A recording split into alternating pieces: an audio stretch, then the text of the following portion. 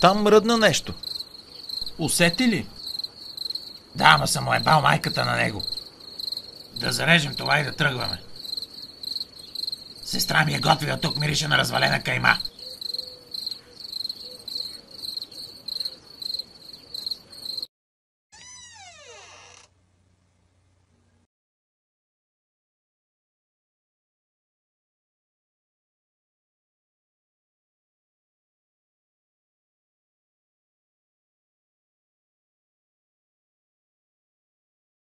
Май сестра ти я няма. Да, така е, не бих се очудил, ако е на уроци по френски при съседа.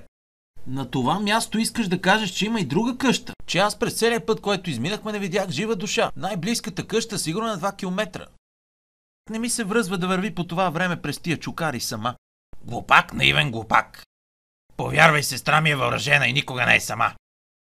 Верно ли е, приятелю? С големите цици кърши дървета, а с огромният гъс я мислят за трактор.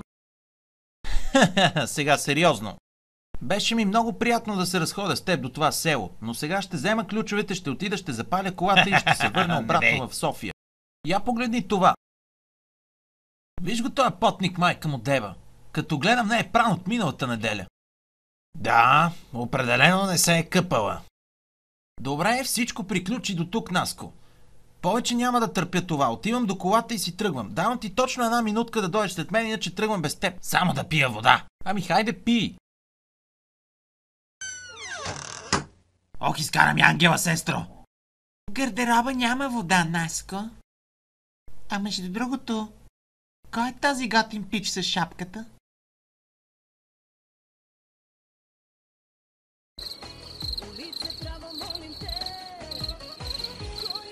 На здраве, бе.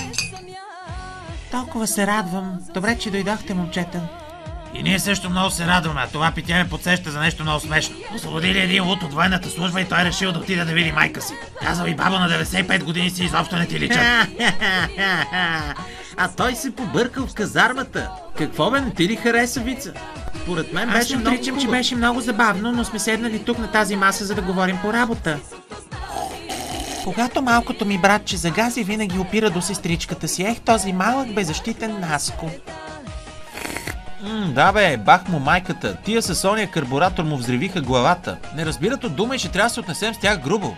Аз 100 пъти му обясних, че може да разчита на помощта на моите хора. Да, само дето тези брати са толкова луди, че ще ни трябва цяла армия.